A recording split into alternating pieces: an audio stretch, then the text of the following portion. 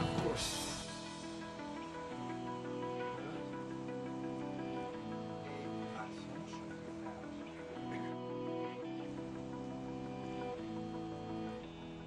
Check. You can pass.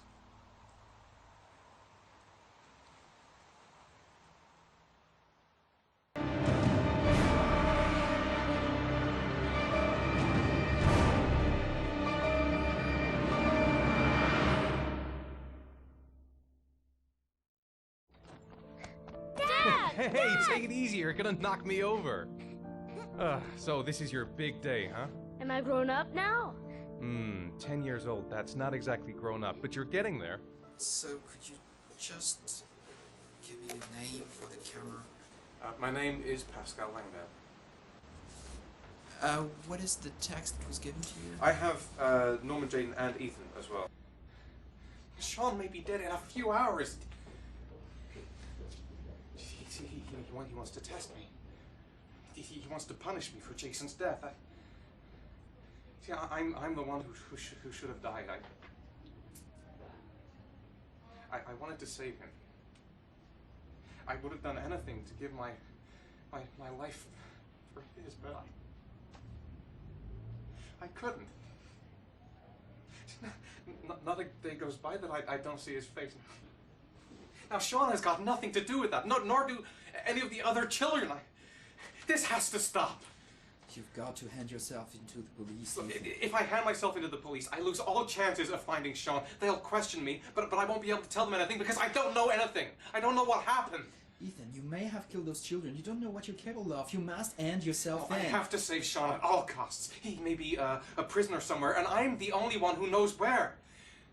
If I have to face up to all these trials to prove to myself that I love my son, then I'll do it. Ethan, it's crazy. You have to hand yourself in. I'll hand myself into the police when I have found Sean. Now, don't... Promise me, you won't inform on me until I have found my son.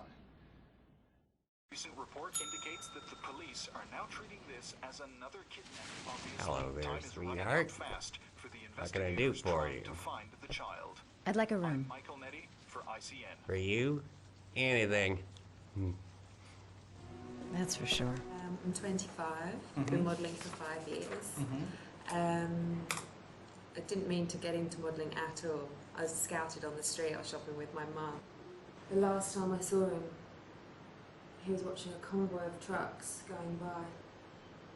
I was about 50 yards away. And he suddenly turned and looked at me. Locked on my eyes. And I didn't realise what was happening straight away. I heard cries from behind me. Everyone started running in slow motion. I just remained motionless, locked on his gaze. I hadn't noticed the detonator in his hand. Your vast experience hasn't prevented 8 victims from being murdered. Fucking asshole! Blake, if you've got a better plan, I'm willing to listen. Don't be shy. I'm all ears. Yeah, Leon O'Kindon, PFD. Can you tell me a bit what you've done recently? The last thing I did a thing called Richard the Lionheart for the BBC. Corda confessed. You beat him all night to make him talk! He would have confessed to Kennedy's assassination if you asked him! Your confession is a heap of shit! Corder is not the origami killer. He's a sick child killer, but he has nothing to do with the disappearance of Sean Mars. We have lost time for nothing. And all this time it continues to rain. According to the weather forecast, we've got less than 12 hours before we reach 7 inches of rainfall. And we haven't the remotest idea where Sean Mars is. Excellent. I bought 10 minutes of your time, didn't I? All I ask is that you use that time to answer some questions. So, this is where you work? Disappointed? No, it's just very different from what I imagined. How do you become a private eye? Well, I was a cop for 20 years, and one fine day my wife decided to run off with, so... You should see all the faces of the husbands when they first discover that I know that they have a mistress. It's like a little kid, their hand caught in a cookie jar. You know, I could have tripled my salary. You know, if I accepted everything they promised me, just to keep quiet.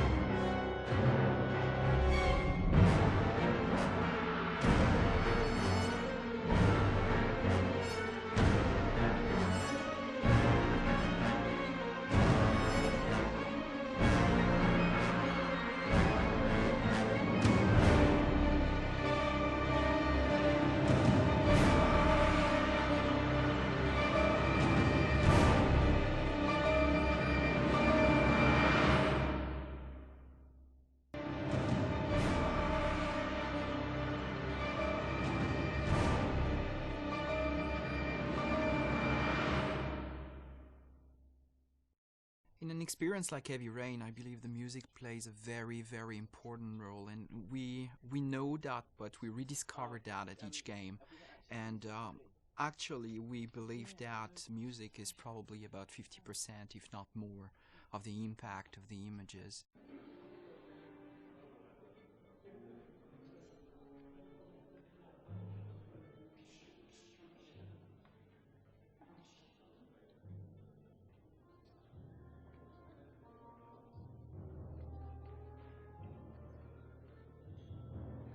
The biggest challenge with music in a title like Heavy Rain is the non-linear nature of the piece.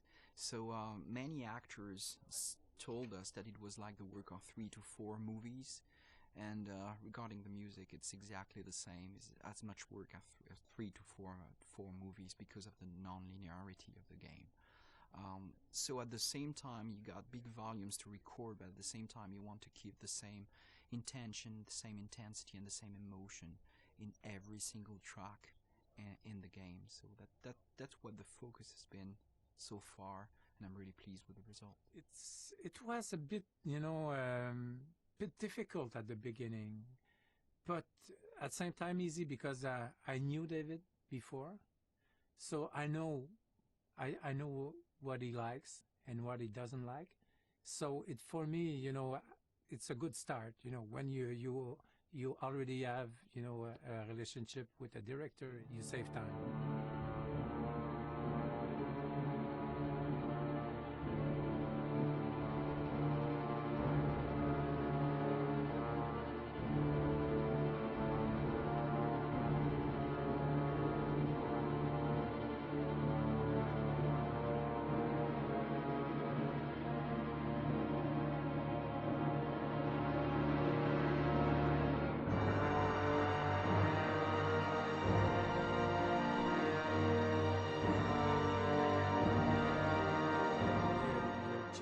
Not to build something that is not there. Everything is there, all the picture, all the details, all the faces, the emotion, the reaction of everybody. So you just have to work as a movie, to be there, just to maybe put a bit more focus about what you should expect on that scene or something like that. But I think in the music it's something, because for somebody sad it's something, for somebody else sad it's another thing. So it's very difficult that I would say, as Stravinsky said, that it's not really it's not you that you will express something by the music. It's the music itself that will express something. In a process like Heavy Rain, there are some milestone moments, and definitely being here at the Bay Road is one of them. So when I wrote the script, I certainly had notes and soundtracks in my mind, which most of the time is not what you listen to at the end, what you get, but it's definitely better what I hear here today with a real orchestra, and I think that it makes a huge difference to have real musicians and a real orchestra and real composer behind this game.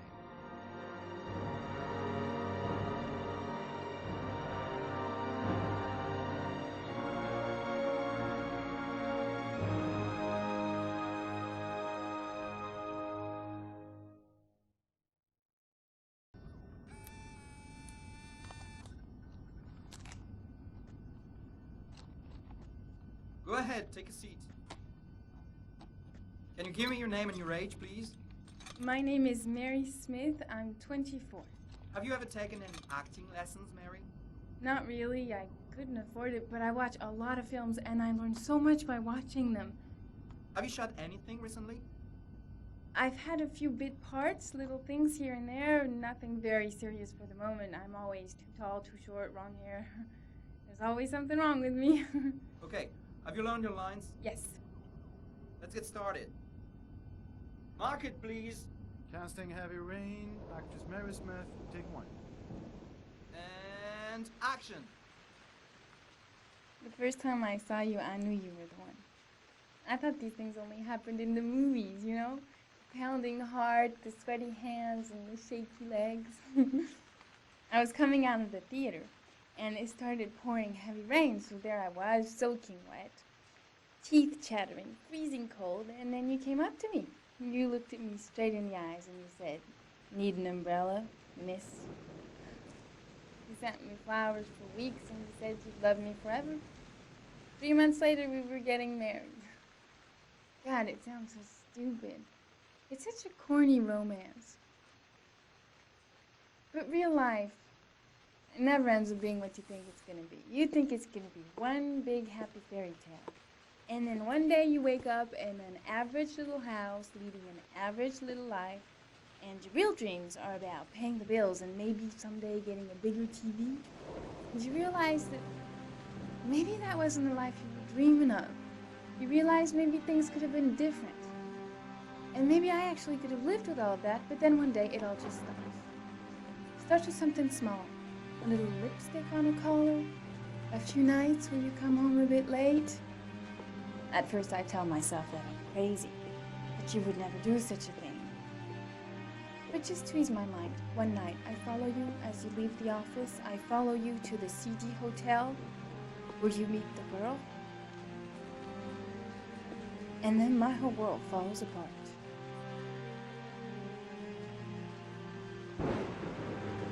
I come home and I cry for hours in my kitchen. I get the gun from the drawer in the bedroom and I tell myself that if this is all that life has to offer me, then I can do without.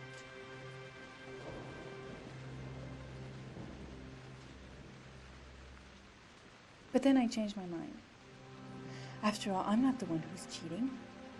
So, quietly, I wait for you to come home, sitting in my average little kitchen. Obviously, when you get home, you don't suspect a thing, so I press the fucking gun against your forehead and I take a few seconds to watch the fear grow in your eyes.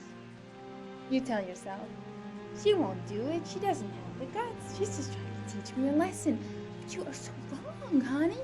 I sentence you to death for turning my life into a soap opera cliche, for stepping on my dreams, for not giving a shit about me all those years, and for lying to me and betraying me and humiliating me. I'm making an example out of you for all the assholes out there who think they can keep on fucking us over and over. Goodbye, my love.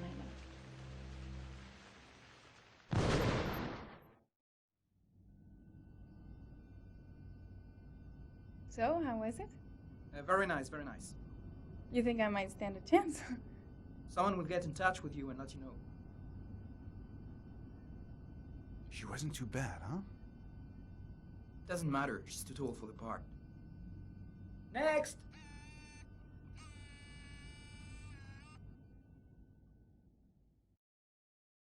Are you prepared to suffer to save your son? You have 5 minutes to cut off the last section of one of your fingers in front of the camera. If you succeed, you will get your reward. Mr. Mars, can you confirm that your son has disappeared? Do you think your son is still alive? Do they think it's the origami killer? But it is a possibility. My name is Scott Shelby. I'm a private detective. I'm investigating the case of the origami killer. My name is Madison Page. I'm a journalist. I suppose I like to play the guardian angel. Agent Norman Jaden, FBI. Tell me what you know. Itana Marsa has had psychological problems since his first son died. feels responsible for his death. After one of our usual sessions, I found this on the floor. He must have fallen out of his pocket. It looks like we got our origami killer. I want you to assign every available man to finding Itana Marsa, so that if he moves, we know about it. Is it true? Are you the killer, Ethan? The killer is walking around free as we speak. Itana Marsa is innocent. I can prove it. No!